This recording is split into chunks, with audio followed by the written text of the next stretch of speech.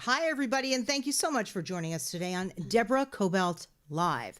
I have an incredibly interesting guest in studio with me today. I'm so excited to have you, Angella Nazarian. Thank you so much for being here. Thank you for having me. Angela just wrote her fourth book, Creative Couples, Collaborations That Changed History.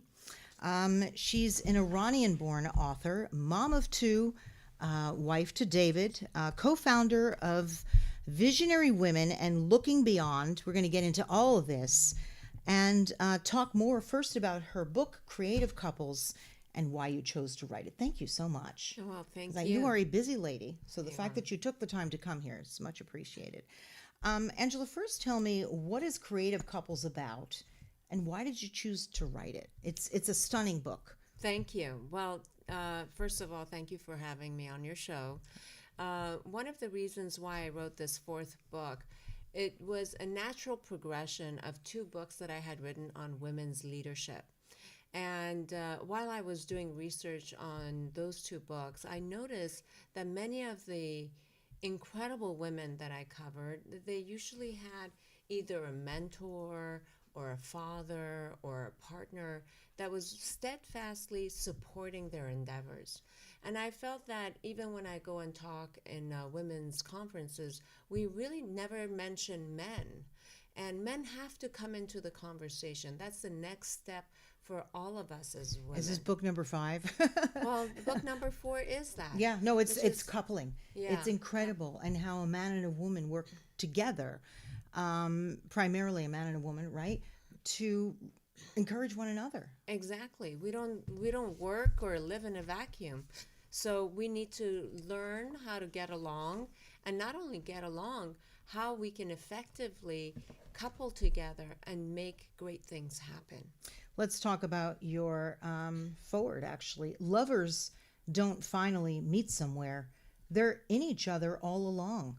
That's what you said to David, your partner and husband, who is your biggest supporter. Yes. Beautiful. And that's a Rumi quote. Yes. My background is in psychology, and aside from teaching psychology, I took a year of Jungian psychology at the Jungian Institute here in Los Angeles. That's why you also have him in your book. Yes. Yeah, very Yes. interesting. We'll get to Yes, him that's later, too. He's a very interesting story. But the whole basis of Jungian therapy is the fact that, and I really do believe it, is that a woman is not just a feminine person. Each human being has a female half and a masculine half, a feminine and a masculine. And the more developed and balanced it is, the more balanced is our attraction to another person. Because what happens You get is, that? This is so true. This is Yeah. absolutely true. Yeah. so the more underdeveloped our masculine side is, we tend to seek it out in another person outside. So that's why you get attracted to the people that you get attracted to. So the more you work on yourself to become more whole, the healthier your attraction to another person. You know, you were telling me earlier, I said, did you have any role models growing up, female in particular? And Yeah. your answer was, Yeah, I think that in terms of work, being out there in the world and working, no, I didn't have Yeah. a role model. My mom and my sister are incredible women. They inspire me all the time. But in wanting to be, I'm a first generation immigrant. In my family, especially because I come from a Middle Eastern, very conservative family, there has never been any need for me to work outside of the home. As a matter of fact, in some ways, early on, it was looked down upon. And I was so committed to being who I wanted to be. And I was looking around and I didn't exactly know what that looked like. How can I have a thriving family life and personal life and yet be outside and be a vital member of a community? what's impressive to me is you were pretty much a refugee from Iran. Yeah. And your family, you had to ask for asylum to be here. Yes. And we're going to get into it a little later, but I know you're not allowed back. No. Not yeah. now. No, not at all. Yeah, which And is I going to think be it's difficult. very interesting. I mean, that was my first book, Life as a Visitor, and I really chronicled our family's move from or escape really from Iran to the United States. And to me, it's very interesting because most people know of me and my family as at this present state, which is, we've been very blessed to be philanthropic, to give money away, to be helpful. And even for my own kids, I don't think they ever got this idea that we were refugees. I mean, it was a very precarious state for a long time in my teenage years. And I never want to lose touch from that. And you won't. Yeah. That's why you write the way you do. That comes from right here. And it shows in all your writings. Yeah. It does. But let's remember, Mom and Dad went back, right? Yes. And for a 5-year period, they went back to collect their assets. And they weren't allowed to come back into the United States. And in fact, it was a Jewish organization that helped them come back to the U.S. So 5 years you were here in the U.S. without your parents.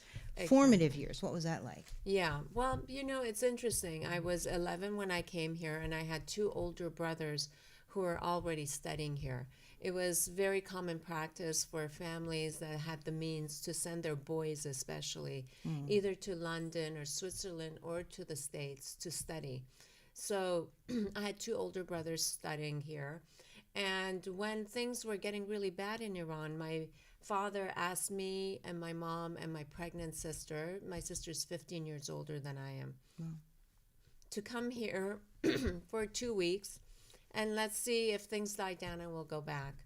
Well, 2 weeks became a month, and after that, things got so bad. My mom decided that she's going to go back to Iran because now they had to think about how are they going to support their kids in the States with no money. Mm-hmm.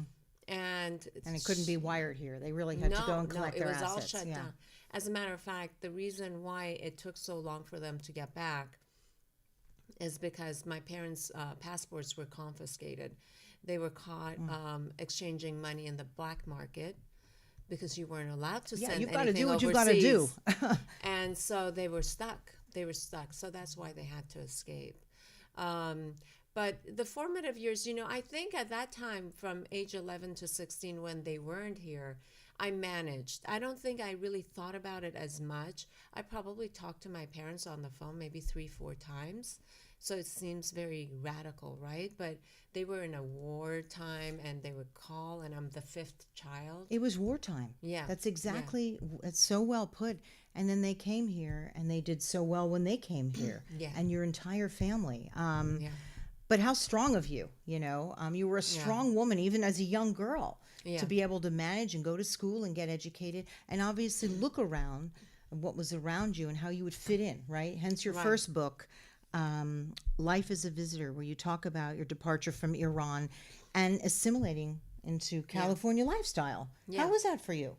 Well, I was lucky that I had gone to a bilingual school, so I learned English in Iran also.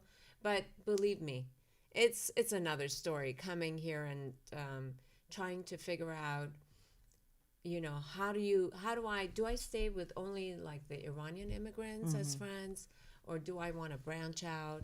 And will I be accepted in a new group because of my background? But I challenge everyone. I think everybody has a story. They do. Everyone has a challenge. And I think those early challenges, this is what has given me. The gift has been, I think I can relate to almost most people because I just feel that if you have an open heart and you're ready to listen and you have no judgment about that person, you can so easily find a way to connect with someone. And then for me, it's been primary to build communities. I'm a community builder. You are. And it only comes from the fact that I see how important it is to feel supported, especially right now when you think about in our modern times, so much of our tribal or collective culture is gone. So how do women and men and kids, how do they move through life cycles feeling supported? It's only through community. And that can only happen if we come together and have a means of expressing ourselves to each other. Were you always strong like this, though? I mean, Yeah, I yeah, was. you were. No, I think It's so that's funny. fantastic. And Yeah. notice again your background, which led you to study psychology Yeah. in school. Yeah. And then did you always want to write? No, as a matter of fact, I never wanted to write. No. No, you Okay. know, Because the you're in most that I academics did, yeah, too. I'm an You taught? academic. So what I was doing, I was teaching research methods and social psychology or organizational psychology. And the most I ever did was do research, like research writing, which is very dry. It's all statistics and it's I like love it. I know. significant. Okay, so I love research writing. you're like a nerd like me, right? I'm a big Right. nerd, actually. Yeah. I'm proud of that. Yeah. But it was in my mid 30s, I was leading women's groups at that time. And I was talking about midlife issues. And one of the things that they say about midlife is that there's this kind of boredom that seeps into your life because everything seems very routine and you kind of feel lost.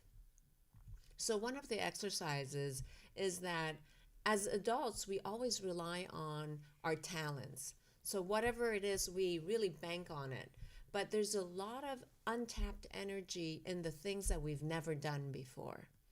So, You need curiosity. Some people may or may not have it. Maybe they enjoy being complacent, but you do need to step out a little bit, yeah, right? you need to step out. You need to step out. Yeah. Yeah. And so in my class, I actually challenged everyone to step out and do something that they've never done before. What's that for you? For me, it was taking a writing class. I So love there that. It goes. I love that. That is because Clearly I it just went thought- well, Angela, I because you're pretty know. terrific. Oh, well, thank you. You know what? I think that if you put, and I know that when I interviewed some of the women in my past books, I've always talked about there's nothing like persistence and hard work. Mm-hmm. Even if you have talent, if you don't put hard work and persistence, you're not going to go very far. Yes, and we talked earlier. I also believe everyone, I mean, it's one of the quotes, right, that we were talking about earlier, that everyone has a story and everyone is struggling in some way or another, Right. in some way. And if you can just get the strength to get up and do something every day, even Yeah. small. I once taught a class in journalism, and I stood before a high school class and I said, go ahead and size me up. They got it all wrong. You know, they thought I came from money. I did not. And just everything they said, Yeah. even my hair color, they got it wrong. So, so everything was. And I said, my first lesson to you is do not judge the person walking in the room. You don't know their story. Yeah. And I thought that was a good lesson. And I always say that to myself when I meet anyone. I don't know their story. So it's just an even field. And I think Yeah. you're the same way. Yeah. I do. Yeah. Yeah. I do feel that way. So let me talk a little bit. We just did the surface of Life as a Visitor, your second book, which led you to your second, Pioneers of the Possible. I like that. Instead of Pioneers of the Impossible, it's Pioneers of the Possible. I like that. Essays of Female Role Models. Tell me about that.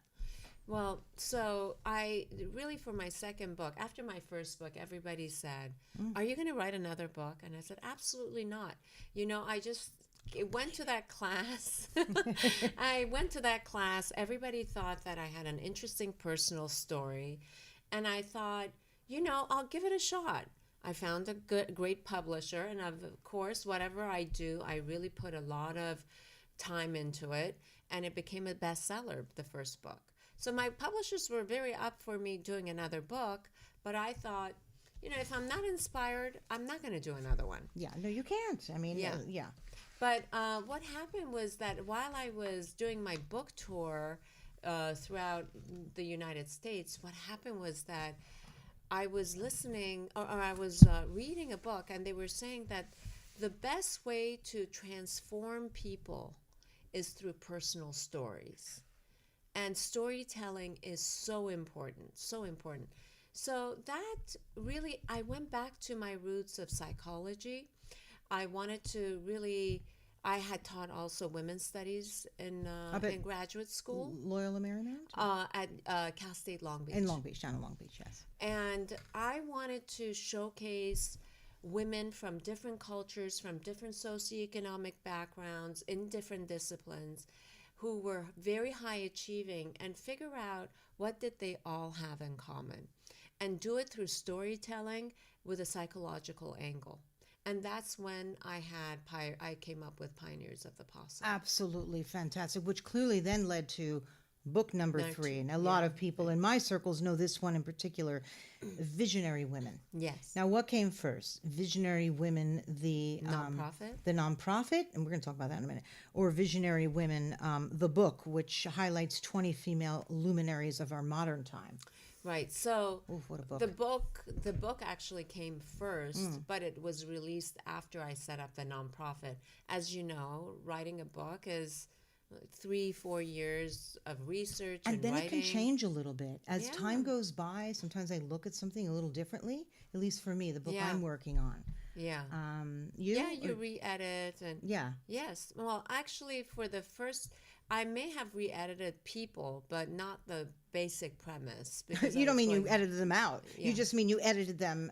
No. Sometimes even when you're writing a book, and I'm showcasing 20 women, for example, when you start writing the stories, you say, well, this one seems a little repetitive, or this one doesn't sound like I'm adding anything to the conversation. So I go back to the drawing board and do more research. Well, what's interesting is you have people across the board. Yeah. You've got in your latest book, you've got painters, filmmakers, philosophers, the Queen.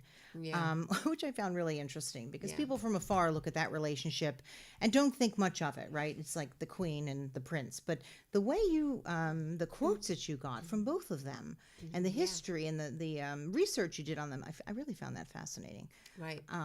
So you have people across the board, visionary women. We've got politicians, right? Nobel laureate. Yes. Sandra Day O'Connor, whom I interviewed.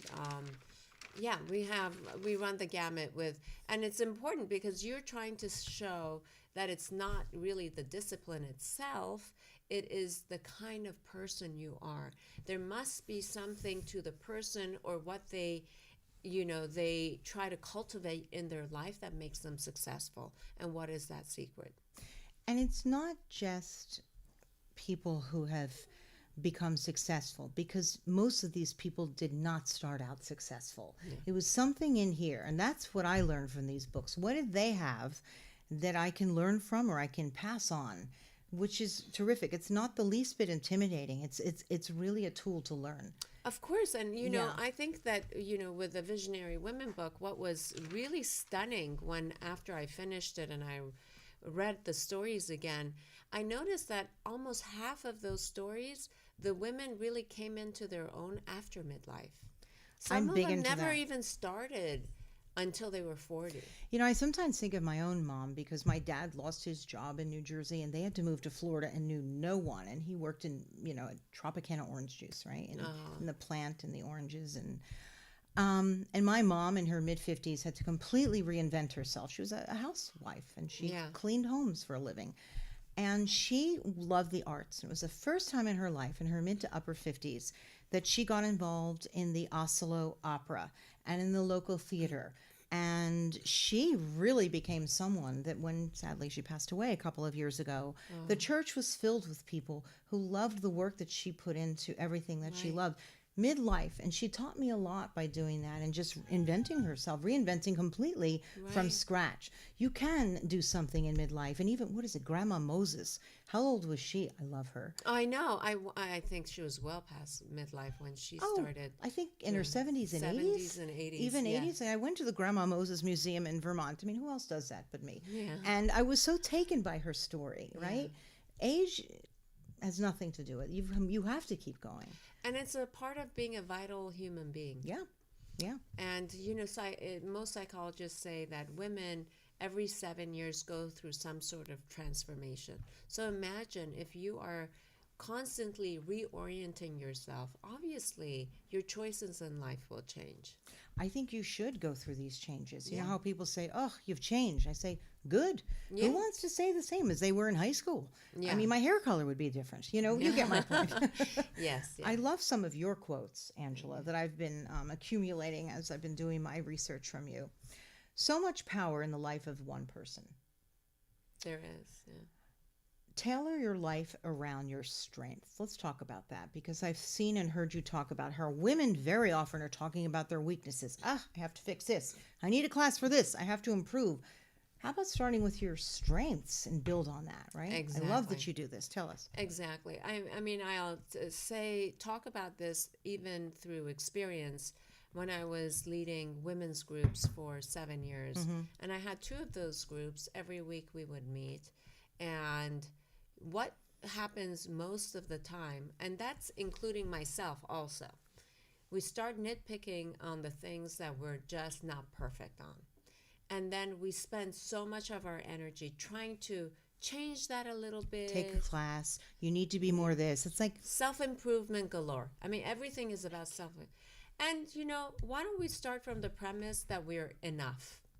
and whatever gift we're born with is our gift. that's your gift to build on. I love this quote from you. And you build on it. So you see, when you are naturally good at something and you build on that, it gives you confidence.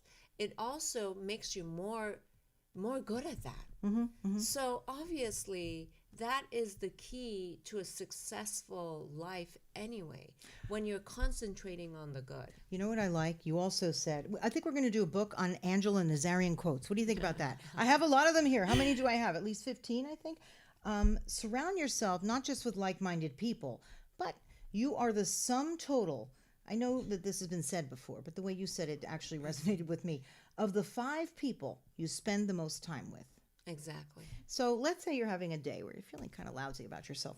I do. We all do. Yeah. But the people that you surround yourself with really should help lift you up and remind you of what you're doing well. Yes. Agree? Agree. And I always say, some people, I've talked about this in workshops as well. First of all, I challenge people to write down on a piece of paper. Organizations have board of directors. Who's on your personal board of directors? That's right. Your life. And try to pick people that are not your family members.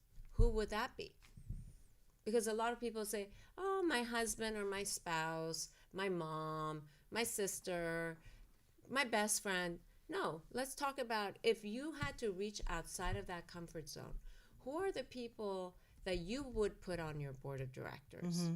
So it makes you consciously think of, oh, these are the people that I like their energy, I like their wisdom, they have something very positive to offer me. And then many of the women say, well, I just feel bad if that person isn't on the board. I go, they don't need to know about it. You're not making an announcement. I saw another thing that you wrote. It was on Instagram. I told you I did my research on you. And it was about taking things personally. Yeah. Oh, yes. All right. And what did you say, please, in your words? Yes. So one woman said, I have learned that some things I need to take personally because it affects me. And I said, I have a different perspective. And that is that it's not about whatever that person does is a reflection of them. It's not it's not personal to you. It's a reflection of them.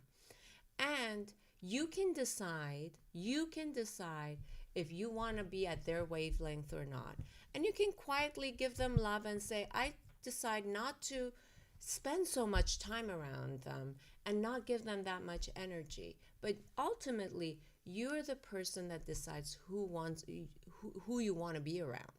And who you want to listen to. But it was very well said when you say you don't take things. I mean, maybe sometimes if someone says something to you that directly is insulting.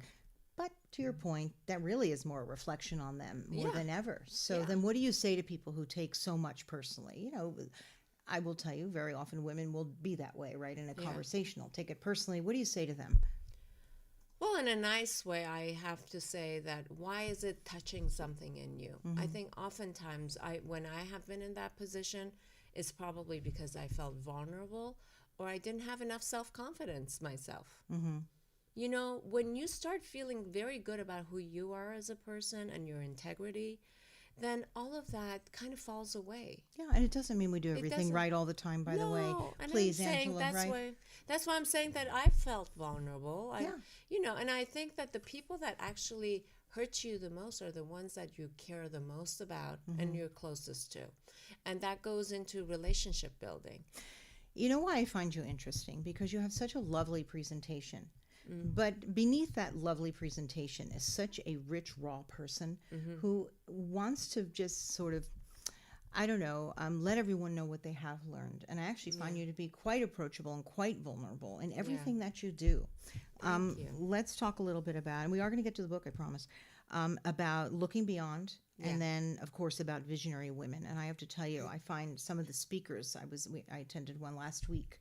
I loved that. Wasn't Lynn Twist amazing? Let's talk about visionary women. Let's talk about first of some all, of the you women. are one yourself. I am a visionary woman, and I'm proud to be one, and I hope to be more involved because everything you do speaks right to me. It's like, oh, they called me again today because everything. I loved Lynn Twist. Wow. She was amazing. Gloria Steinem, and just even the level of the interviews that were conducted to just pull something out of these people that we might not have known. I liked that. It was very clever.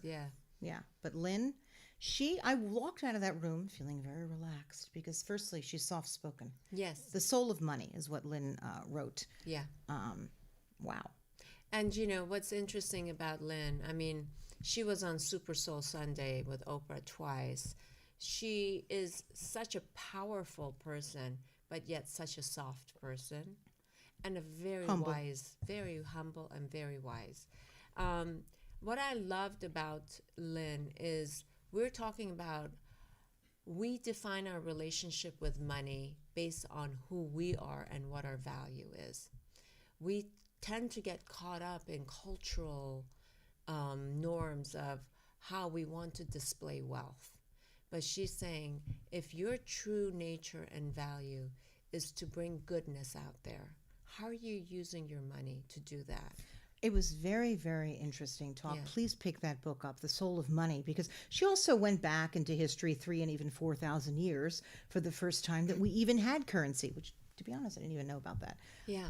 And why? You know, why did we even have currency in this globe in the first place? Yes. And she's a global person as well, and she's got great perspective. I know you are as well, because I really believe your travels it just adds so much to the richness of every experience. I've always traveled, even when I had not a dollar to my name. I found 50 cents to get on a plane and go somewhere. I encourage everyone to do that. Please. And when I have people say, I can't. I said, you could save just a teeny amount every day if possible and go somewhere. It doesn't even have to be that far, but there's a community nearby that's very different than your own. Yeah. And you can learn something from them. Am I right? Yeah. You can even travel an hour away from here. This is what I'm saying. You don't have to go that far. Yeah. How do you like to travel when you travel? You know, our travels have changed, but when our kids were growing up, I think by the time they were 16, we had taken them to over 50 countries. We're the same way because I traveled nowhere as a child because we couldn't. Yeah. I said, should I have the funds? It's the first thing we're doing. There you go on a plane. So that's what an education. Yeah, and I mean, we did everything. We went to Cambodia. We went to see the boat people. We did all this. Yeah. I think it's the best kind of education for kids to see that. We went to Peru, Africa twice, and, you know, we went to the schools in Africa as well. And, you know, it puts you in touch with humanity. You know, we tend to stay at hotels that are locally run. I really that's nice. Try very hard, and we take hardly anything. I'm like, you get one carry-on, even if it's for a month, and that goes for me, believe it or not. Oh, really? Yep, I will roll my clothes off. I know, and people are like, how did you do that? When on your honeymoon you had 11 bags. So somewhere along the way, because I have 3 sons, I've just learned to be very minimalistic. Yeah. Because I want them to stay where people run the local business. And I even did that in Mexico City. I found a little pensione run by a lovely couple right near Frida's house, like 2 houses away. That's a great area. It's a great area, right? But you can do that. You can really immerse yourself in the culture. Yeah. Which is why half my friends don't want to travel with me. They're like, please, can we go to like a 5-star? I'm like, no, this is where we're going. You want the but real what an experience. Education, It right? is. It really is. Yeah. So travel really broadens your mind. Where's your favorite? Did you have a favorite or 2 or 3? In travel? Yeah, that's hard to say, right? Because I would everything's have to say Africa, though. Where in Africa? East Africa. East Africa. I think I've been there 3 times already. It's just being in touch with nature, number one. And I think the nature there is just beyond sublime, beautiful. And the wildlife. It's the wildlife incredible. is amazing. And we've gotten a chance. I mean, when we saw the Maasai tribe 15 years ago, they were different than when I saw them 3 years ago. Oh, how so? Tell me. Oh, now they're carrying cell phones. I mean, before they were like in dung, huts. Now they have like tin huts. It's With their changed. phones. You No, know, with you're their right phones. about that. They Tin have huts phones. with their phones. Yeah, because I have been there and I right on the cusp of phones.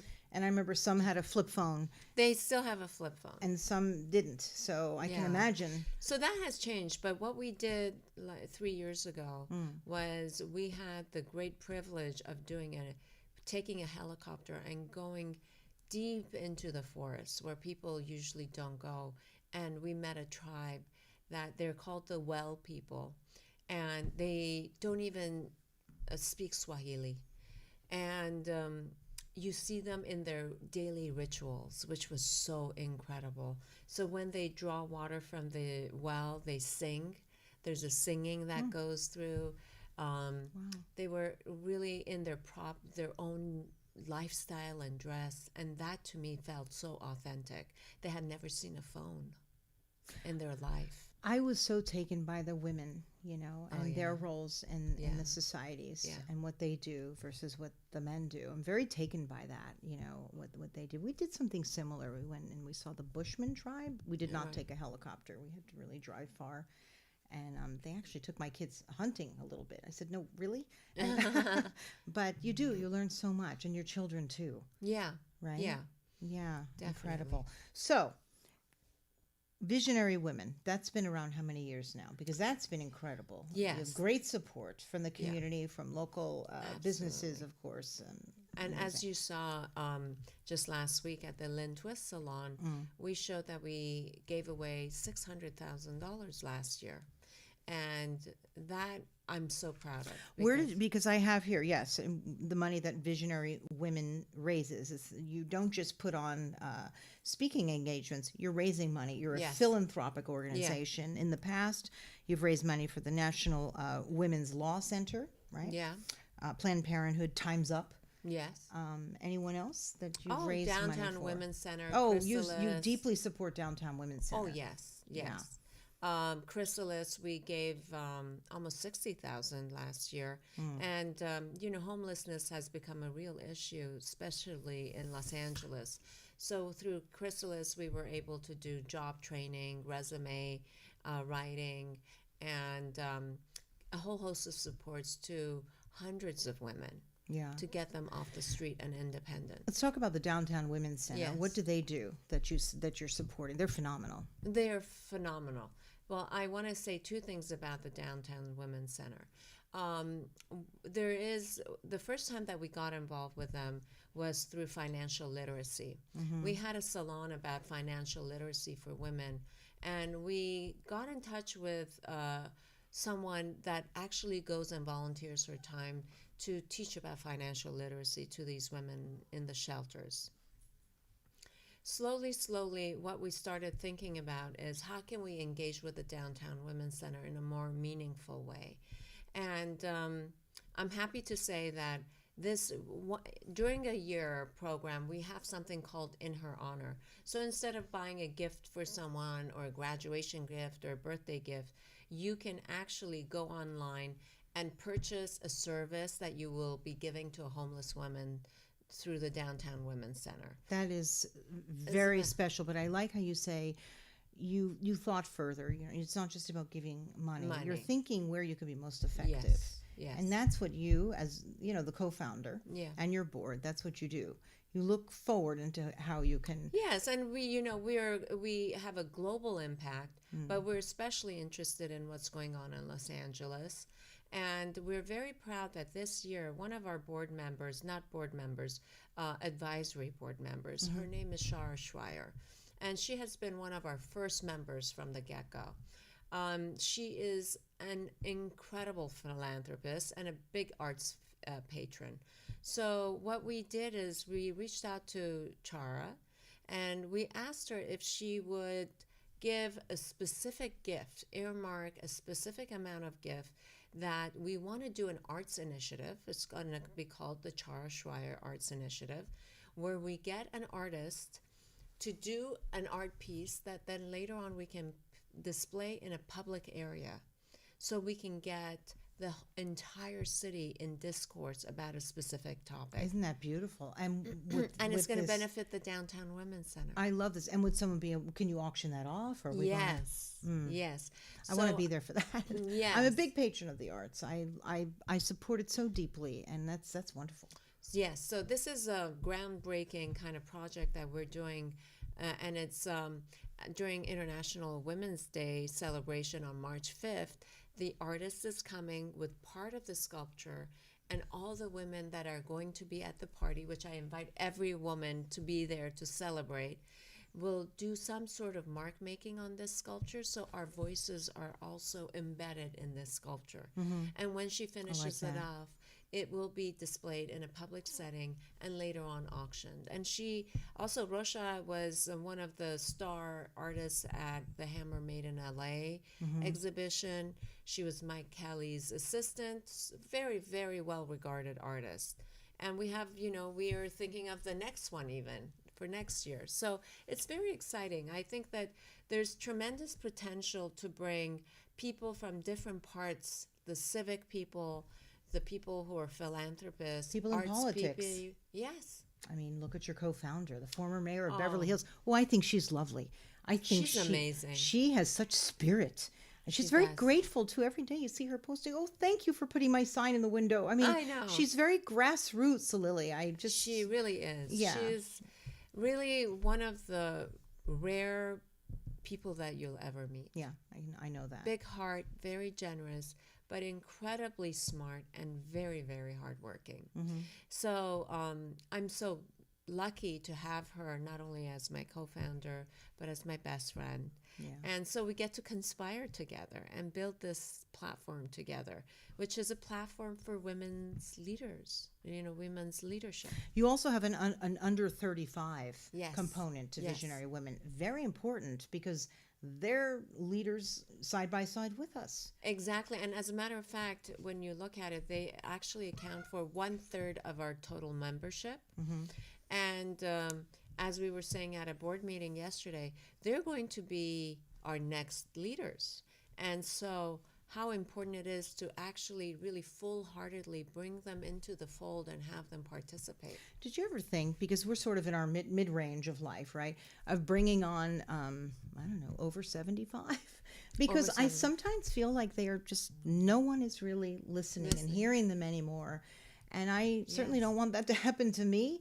And it would Yeah. be great to even give them a voice and invite them as well for all they know and all they've been through, but nobody's really listening anymore. I think you have a very important suggestion.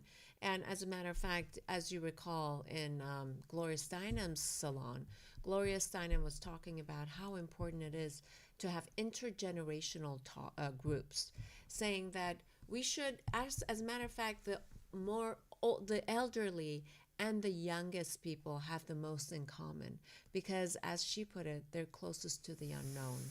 This is so true, and this is also the way it's done in many cultures around the world. Exactly. Not here necessarily, Yeah. where youth is so highly regarded, but listen to the elders and listen to the young people. Yeah. Everyone sort of collectively gets together. I'm glad Well, that you... I have to say, Chara's, I would say she's in her 70s. Oh, I had no idea. Yeah. Wow, look at her. Oh, I love to hear that. That's Yeah, wonderful. yeah. I greatly admire people of a Yes. certain age, particular, doing so much. Shall we get to your latest book? Yes. I love this, Creative Couples. How about I let you open it up? Wait, something blocking my book, but that's okay. How about we let you open it up with a particular couple that really spoke to you in particular? I noticed that you opened with an Iranian couple, right? They're from Iran, are they not? No. They're not? Never No. mind. Forget I said that. Yeah. That's Rilke. Rilke is German. Yeah. Oh, never mind. But I must be thinking of somebody else. But tell But me I know why why you even... you thought about Iranian, because Andreas Saloma's husband studied Persian literature and Persian. He was a professor of Persian studies. Yeah, I got myself confused. Yeah. That's okay. But it happens often, so don't worry about it. Why did you open with them? Well, I think that what's very important for me is to if we're going to be really taking a closer look at male-female relationships, first we want to look at our recent history and see what did it look like and how is it changing, because we always have to have a sense of rootedness in history to understand where we're going. And it shows in each and every one of your books. You have tremendous research into Yeah. the history of each one of them. Do you Yes. do this yourself? Yeah, all of it. Well, like we said, you're a nerd. I love to Yeah, do the same yeah. thing. And the more All you of it. dive, you just keep diving deeper, Yeah. don't you? Yeah, and if you look at the bibliography, I think I have over 400 source materials. This was definitely one of my more intense research, projects. But I think it makes for a richer and more interesting storytelling, because you learn so much that then you can add different things to the story. Why did you select these particular couples? You must have had many. I couldn't imagine vetting through all that. Yeah, no, I studied hundreds of biographies, so I chose 15 couples. Number one, they had to have worked together. And the criterion was that because they worked together, they were able to do things that they couldn't have done on their own. That's number one.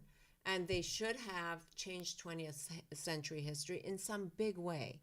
So these are all, you may not know some of the couples, but they have done incredible things. That's in why their it's the lifetime. most interesting. Yes, Because there are many of these couples that Yeah. we didn't even know. of course. And then finally, the other thing that I wanted to capture was that there's many different ways of relating to your partner.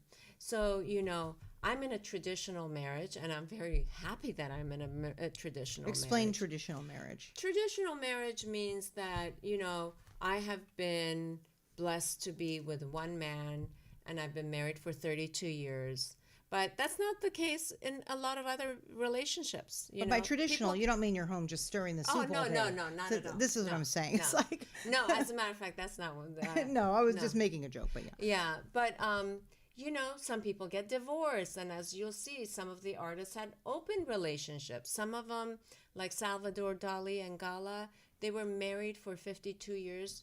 They loved each other intensely, but they only had sex once in their whole life. Right, I and mean, I how read does there- that make sense to, like, from my gradient? It doesn't. But No, but it worked for them, and them. she also had other lovers, as you Yes, talked yes, about yeah. in the book, and he was okay with that. He was because okay. he wasn't a particularly physical man. Yes, exactly. So yeah, you highlighted that as So, well. I think that it was important to have different kinds of dynamics going on. What does it look like if the woman was the more public persona? And what did it look like if she was really not acknowledged? And you also talked about relationships where there was such love, but they just couldn't work out. Lucy and Desi. Yes, It was absolutely. it was wonderful love, the way you great wrote love, that. yes. Wrote this particular excerpt Yeah. of those two, and in the end, they just couldn't make it work. But in fact, in the very end, as he was losing his life, she was there Yes, and she because of that love loved him. story. Yeah. I mean, that's the other thing, that love doesn't end just because a relationship doesn't work. It was also the case with Serge Gainsbourg and Jane Birkin. Go They ahead, talk. got, they were the couple. I mean, they were the glamorous couple of the 1960s and 70s in Paris. And they got divorced, but would you believe it that even after the divorce, he would go and sleep over her house a couple of times a week? There was a relationship. I'm trying to find them Yes. here because I actually highlighted one of the quotes from her. Do you happen to know? Oh, here we With go. a- Page 48. Here we go. Yes. Keep going. So I think their relationship was so tender, very tender, that they had love for one another. But one of the things that I highlighted in the relationship with Jane Birkin and Serge was the fact that Serge kind of picked this gorgeous, talented, beautiful young girl, and she represented all the vulnerable side of himself that he never That he was not. yeah. Most people don't know that Serge, who was like the badass punk of the 1960s and 70s in Paris, was a Holocaust child. He was a And- Holocaust child. Yes. So for him, it was very, like, he never wanted to show weakness. But then he would write these tender poems and have her sing it and become like, she became like the pop star. Which he struggled with. Yes. Because as she became more famous, he struggled with that quite a bit. Yes, because he Beautiful wanted to story. be, and he wanted to be famous. And at the same time, she was growing as a person, and he wasn't acknowledging that. He wanted her to remain that same kind of person that he met when she was like 20 years old. Right, and what do we talk about? You grow, you You grow. change. I love this quote by Jane. I'd rather live alone than live with a face that looks at me with the wrong eyes. Oh, I Right, love that I quote. know. I get chills Yeah. when I first read that quote. Right. And it's, Wow. this highlights the fact that in any successful relationship, we need to come back to the drawing board again and again and renegotiate our values and our roles, because we are constantly changing as people. Why do you think so many relationships don't work out? I've been married for a long time. And I like to remind my husband of that, how fortunate he is, in fact. Yes. But I sometimes look back to what attracted us in the first place intellectually. It was an Yeah. intellectual attraction. We're in the same business. And we would be up all hours of the night talking everything from politics to, what else is going on in life in New York and New Jersey, which is where we're from. And that was our initial attraction. And then, of course, it changed into a different kind of relationship. And sometimes I go back to that because all couples struggle, right? We all go through, more difficult times. Sometimes for us, I know even raising teenagers, it was like we were different on how we raised on how we discipline. I'm a little stricter. Yeah. And that can always be a little bit of a, so then I go back to the initial attraction, and that's very helpful, Yes. right? Yes. How about you And and I your think husband? the more things you have in common, the easier it is. Mm-hmm. The more values you share, the easier it is. I think with my relationship with David, I think the great thing has been that we have given each other space to grow. I read that he allows you to be an independent person, yet Yeah. supports everything you do Yeah. as well, which is Yeah. I have the same situation, very supportive, and he allows me to do what it is that I need and to it's do. not really even allowing, No. because I say they shouldn't be allowing, No. but it's that they feel that there's a couplehood and a personhood in the couplehood. It's mutual respect for who you are Yes. as a human and being. you do the same for him, I'm sure. Yeah. It's a two-way street. We have an interesting situation, though. We differ somewhat politically, so that's always interesting. We sometimes need to just not put it at the dinner table because he has his own strong opinions Right. and I have mine. But then it also leads to an interesting collaboration because we sometimes talk about that in the media. So there's your collaboration right there. Yeah. We disagree, but we agree. And we Yes, find and you the work middle together. ground. Yeah, quite often. There you go. Tell me, I'm trying to find, I swear I put all these, I want to find Ruth here. I'm just suddenly. Ruth Bader Ginsburg. I well, love that's one of the quotes most from her husband. inspiring chapter. Because we honestly, all I know think, her, yeah. and everyone knows her from her documentaries Yeah. that I recently saw, a film I think last year that was done on her, and of course we know who she is. So go ahead, if you don't mind. So, that's one of the greatest privileges when you write a book and you can, I had the chance of interviewing her on through email, but Still, the fact an that you connected, yeah, connected, yeah. Oh, yeah. so what did she tell you? Oh, I want to be in on this. Well, it's her deep respect and love for her husband was incredible. And I think one of the most moving parts of this book is especially the chapter on Ruth Bader Ginsburg and Marty Ginsburg. Most people don't know that Marty was a brilliant tax lawyer. And the first half of their life, she was actually supporting him. And he got sick. Oh, that happened really early on in Yeah. their marriage.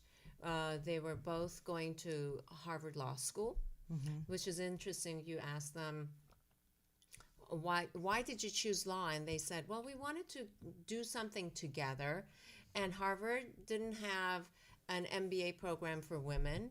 So we decided that we're going to go to law. And this was it what, in the as random 60s or as that. it was in the 60s or 50s, was it? 50s. Yeah, not that long ago Yeah, when you look at not- perspective historically, Yes. right? And they had a baby.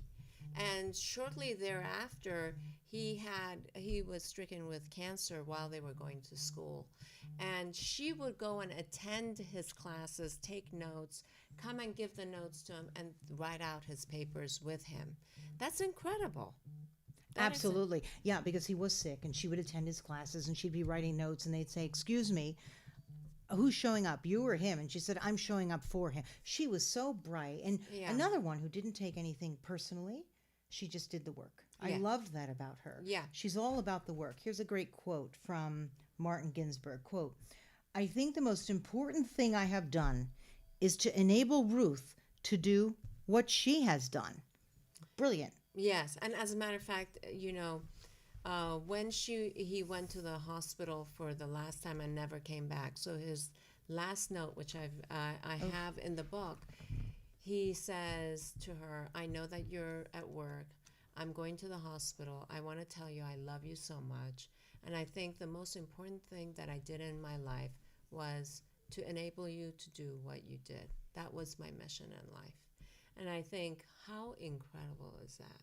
What a love letter. What a forward-thinking man, especially for Yes. those days. Especially, I mean, Ruth was talking all about women's equality and men's equality. She was also adamant that men have to be out of the man's box.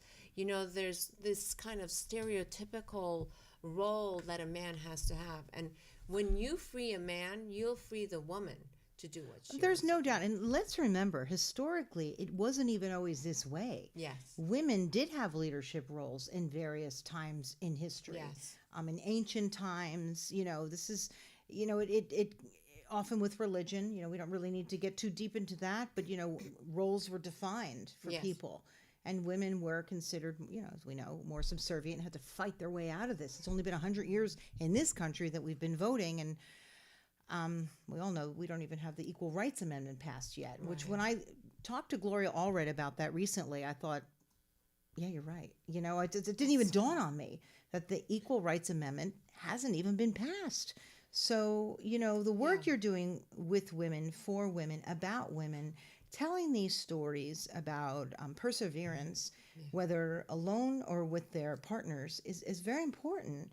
Because we learn how we can all pass that, forward as well. Yeah. Really, really interesting. Thank you. Anyone else that you wanted to highlight from your book I before think- I let you go? Yeah, well, I want to compare and contrast Ruth's relationship with Marty, because she was the public persona with the Queen and Prince How do Philip. we forget the Queen? The Queen, Yes. of course. And very often we look at Prince Philip, right, just a step or two behind her. And who is the man? All we generally know is a little bit of gossip from the Daily Mail. That's right. But there's a man there, and there's a relationship there, and there's a family there. Yes. Please, let's discuss that. Well, the interesting thing is that Marty and Prince Philip were born on the same month and same day, just different years apart, but they're in the same generation. Here we see that Philip had a very, very difficult time getting integrated into the family firm, because he basically had to completely take himself out of the equation and support the Queen at all times. But I wonder on the inside, did he? That's got to be very difficult. Behind closed doors, when they're... He was very upset. And the thing is that she also tried very hard to try to accommodate him. She did. In any matters that she could, even with the taking on of his last name. He wanted his kids to have his last name, and they said, no, it has to be the House of Windsor. So it was only until maybe 15 years ago or 20 years ago that they actually changed. They were allowed to use his last name as well. I didn't realize that. Yeah. See what you learn? But, Wow. I think that he also grew into his role in a different way. And I think what we learned from that chapter is the fact that they had an equal commitment to the marriage. Sometimes it's for the long haul, you have to weather several years or maybe even a decade. Because they had no choice but to be each other and work itself out, they learned to figure it out together. And you can see that at the end, they have reached some sort of agreement that has worked out for both of them. Well, especially through health issues, because he had his share and she supported him, and then she had her share. And I also think if you manage to get through a lot of those tough times, It brings you together. it brings you together and you realize why you came together in the first place. Yes. If people would just give it a little bit of a chance instead of running off and doing whatever it is they do. Now, I don't know if he's done that, but you understand what I'm saying. To really dig deep into what your similarities are, as you like to say, your strengths. Yes. You know, whether it's as an individual or as a couple. Yes. What are your strengths? How can you build from your strength, right? Exactly. And that comes through in your book. Thank you so much. Yeah, I just loved it. Would you like another? I mean, I'm going to sort of give this one to you. I will tell you, the Desi and Lucy brought tears to my eyes. Yes. That actually made me cry. Yeah. Because I really felt for them. Yes. You could see there were two people who they were devastated that they had to get divorced. But I think what's incredible is that most people don't know that they were such entrepreneurs.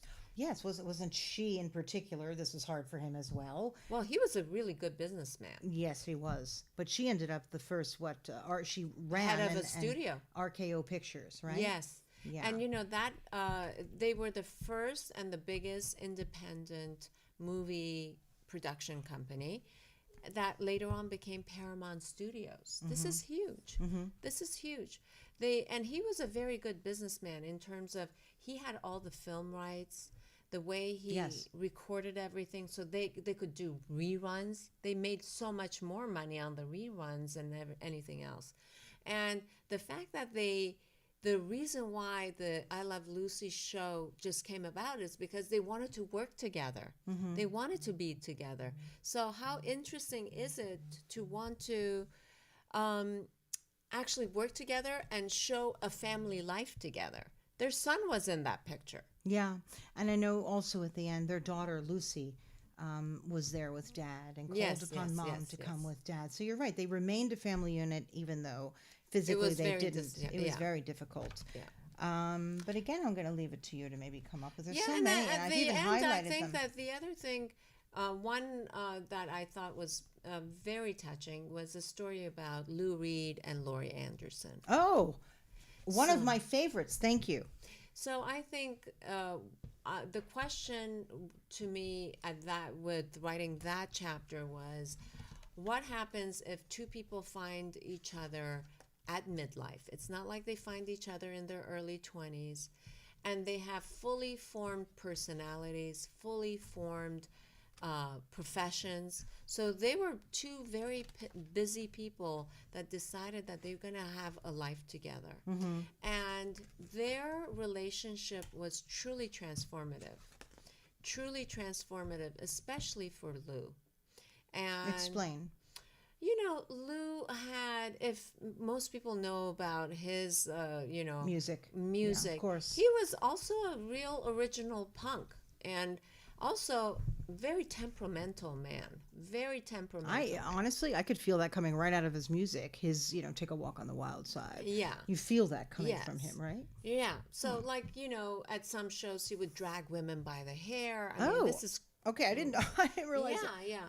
Or, before his other relationship, he was with a transgender or transsexual male, female. So, nobody really exactly knew what was happening with him. But when he gets into a relationship with her, there's something that really changes about him. And I say, how relationships have the power to transform one another. He takes up meditation. He goes into photography. He really wanted to live with her, but she didn't want to ever share.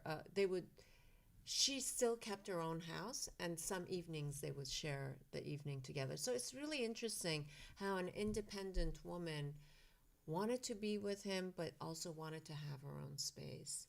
Which is very modern, really. Yeah, it is very modern. And finally, I think, the articles that she's written about his life together with her, and then his passing, and how his passing has affected her is incredibly touching. Well, she writes here, quote, I had gotten to walk with him to the end of the world. Life, so beautiful, painful, and dazzling. Does not get better than that. Yeah. That's a beautiful quote. It is a beautiful This quote. they really had an impact on you, because I've read that from you before. Yeah. This particular couple. Yeah, it's Does really it speak to you beautiful. in some way personally? Personally, I think that, I feel that it's so soulful Hmm. that I hope that we, as part of a couplehood, I get to be that impactful in my husband's life and him for me. That we can really, when she describes their relationship, she goes, we went on pilgrimages together. We saw sunsets together. Wow. It was all about how experiences in the world touch them deeply. And I think that's what a couple is, the essence of the couplehood is that. How do you get to touch the inner core of the other person in a profound way? What do you advise for people? Because we live in a very busy space. And I was talking to a friend this morning saying I must slow down, and I'm making time, and I've really made a commitment to actually over the past year or two to spend the time with those people, surround myself with those people that impact me the most. Yeah. And you can't let everyone in, right? No. What do you advise people to have a meaningful relationship and also a meaningful life personally as a woman? What have you That's found? a big question, and I'm not the expert of it. I'm trying to figure that out. Are we myself. always? Yeah. We're always a work in process. I think meaningful is a very subjective. Mm-hmm. I think meaningful doesn't necessarily always have to be happy. And I know a lot of people with very meaningful lives, and they have many challenges, daily challenges. Happy is a word that I'm not. It's great to be happy.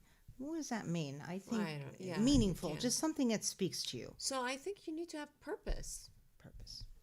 I think we have to have purpose in our lives, and that purpose is usually the DNA of what is your passion and calling and what makes you feel good when you're doing it. So it's less effort when you're doing it. And it can be anything. It doesn't have to be something great, because I again think we live in a society where everything is great. And you look what everyone is doing, and it's great, and they're fabulous, and they look good. It doesn't have to be great. It could just be serving a meal, which I don't do very well, every night with great pride that you've made. Yeah. That's a great thing. Or something small where you're going and helping at the local veterinary place. Yeah. It doesn't have to be big. It just has to be with purpose and meaning, right? And I think you really have been searching through these books, through your life, and I think you really found that to help us find that. Do you know what I mean? Thank you. And I think it is a long-term search for all of us. Yeah. And it's a moving target. And at each, cycle in our lives, we want to have a different purpose, I believe that strongly. Yeah, don't you think? Yeah, I told you earlier, I almost lost my purpose when my parents passed, because I was also caring for them. Yeah. I come from an Italian family, and we're very close. And to lose them, I felt like somebody just lifted up the floor, and down I went, and I couldn't find the floor again. And it took me a while to find that, and I went off just sort of thinking about what am I supposed to be doing. I think everyone goes through something, and then if you really search and you dig deep, you figure it out. Yeah. It's not easy. Yeah. And it doesn't need to be a quick decision. No. Sometimes it's a very windy way, and also in the couplehood, I think that you need to have a sense of purpose in the couplehood. That means I'm here to serve you, and you're here to serve me. In the highest sense. And I think that we always have to remember that we come together. If I want his well-being and he wants my well-being, then we can figure things out, Stop. Say that again. That's very well put. If he wants your well-being and you want his, you can figure it out. Yeah. It doesn't mean people aren't arguing and disagreeing. It's just if you just want each other's well-being or the well-being of the family or the business, you'll figure it out. What another great quote from Angela. I'm going to have to put that down on my list. You have a lot of them, Angela. You need to start putting these down in a book. No, thank you. What's next for you? What's next for Visionary Women? I'm going tomorrow morning. Thank you. Yeah. I look forward to it. Yes, that would be. But tell me more that you're working on. I think, I'm actually going to go to Orange County for a book event, and then to New York for 3 book events. Oh. So that's going to take me, and I'll soon thereafter to London. But, the majority of my time I really put into visionary women. And I think what's very important for me is to keep this special DNA that it has. And we want to just keep enriching our community in a way that people come together. They know that their membership fee is 100% tax deductible. So that's a great perk. And then to see how we can engage women from different backgrounds in a way that feels meaningful to them, and knowing that they know that their money is having impact. And to me, building a community takes time, and it takes a lot of love and care and heart. And I'm very lucky, and I think that you can never go very far on your own, but you can go very far with a lot of people behind you. That's beautiful. Yeah, I really believe in the power of community. So if we're doing this, we have to be very mindful and see how we can take everybody along, because everybody then becomes an ambassador for us. So visionary women, just finding the great speakers, doing the important work that we do, funding the important programs. It takes, it's almost a full-time job, and I'm very happy about it. So what You've can got I great tell you? support. I learned. Those 5 people that you say to, so you've got more than 5. Yeah, I do. But have you've got more 5. than 5. But it helps get visionary women where it is and where it's going to go. Yeah.